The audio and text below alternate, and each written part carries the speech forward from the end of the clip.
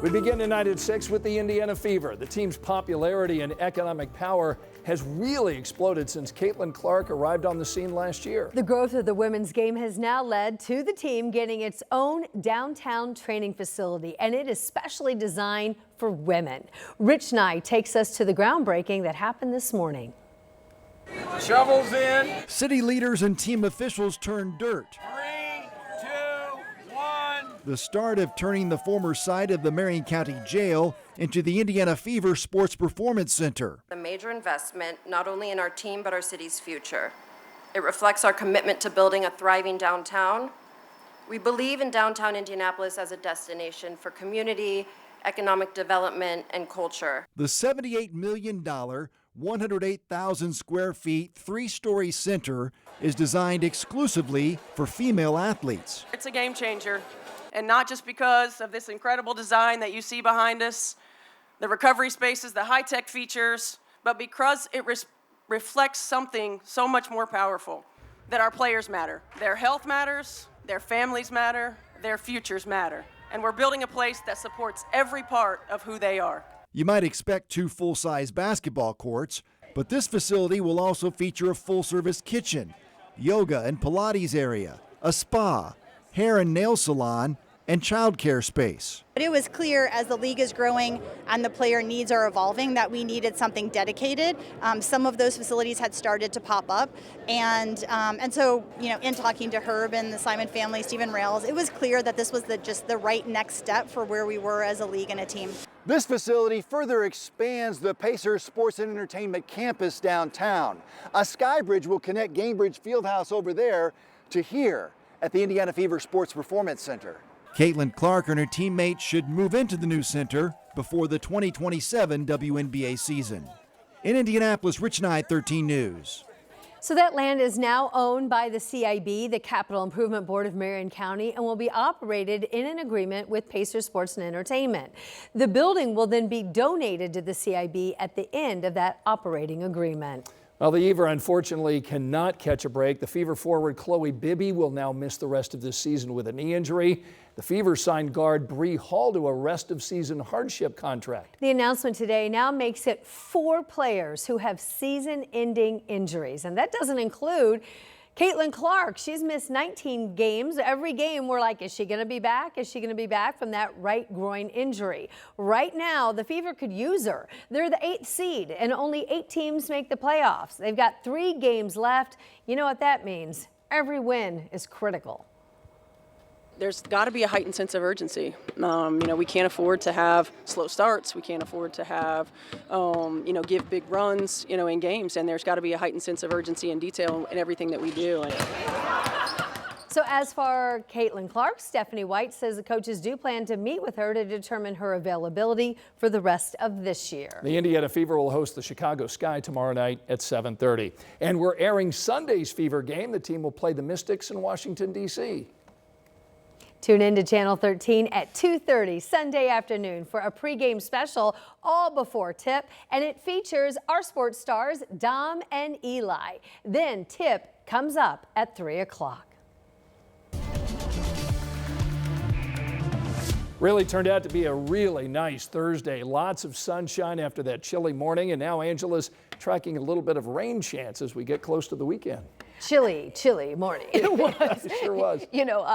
Felicia said it at 4 o'clock. It is stuff the jacket in the backpack time of year, Yep. just in case you need it, because you need it in the morning and then you don't need it in the afternoon. Right. You'll need the jacket again tomorrow. Okay. And I throw the umbrella in too. Scott, you mentioned that rain chance. We've got a few showers possible in that Friday forecast. None of that this afternoon after heavy rain and strong winds last night.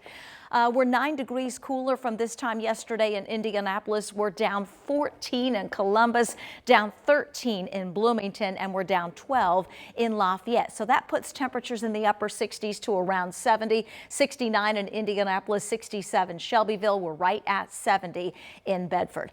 Upper 60s near 70 through sunset. Once the sun goes down, Temperatures are going to drop. We'll be in the low to mid 50s early tomorrow morning, which is the reason for the jacket or the sweatshirt. And I'd throw the umbrella in the backpack too, just in case.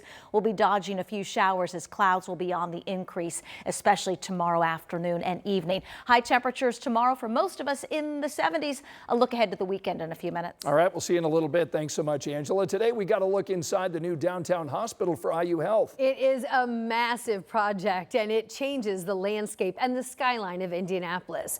For IU Health, it will be the new centerpiece of a 44-acre campus. Our Samantha Johnson tells us tonight what this means for you and your family. This new downtown hospital will consolidate Methodist Hospital and University Hospital into one space. So that means more centered, convenient care for patients. And this thing is massive. Take a look at this. 3 towers, 16 stories, 1 million square feet of dedicated space for inpatient care. Inside, private patient rooms, nearly 900 beds.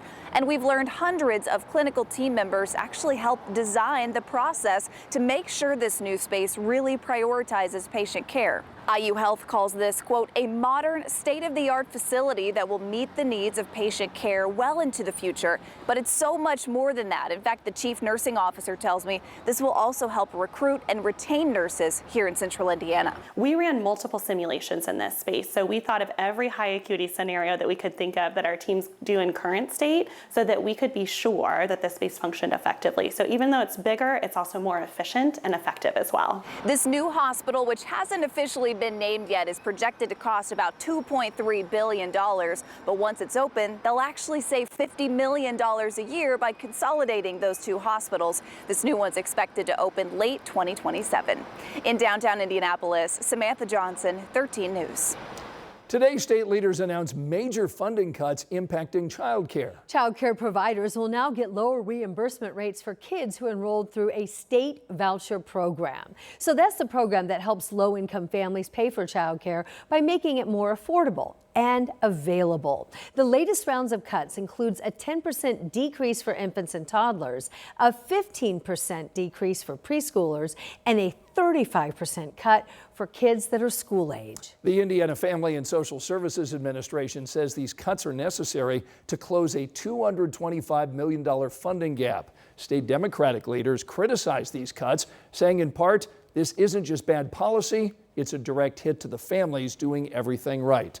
13 News has reached out to state Republican leaders and the FSSA for comment, but so far we have not heard back. The Google data center proposed on the south side to be built in Franklin Township could now be in trouble. 15 city-county councilors are now against this project. Our Jenna Webster explains tonight where this project could go from here. For months now, people in Franklin Township have been against this data center, and now there's bipartisan support from the council opposing the project. 15 out of 25 councilors now say they oppose the plans for the data center. Google wants to build it on 468 acres of farmland. 15 is the 60% threshold needed to overturn the Metropolitan Development Commissioner's approval. I can count on one hand how many in favor emails, but of all the opposition, 80% are custom. People are taking their time to write these emails about their personal heartfelt opinion. It's not, hey, here's copy paste and send it on over to you. Michael Paulhart represents part of that district. On Monday, he'll call down or ask to overturn the zoning approval. From there, Google representatives and its opposition will meet to find a resolution.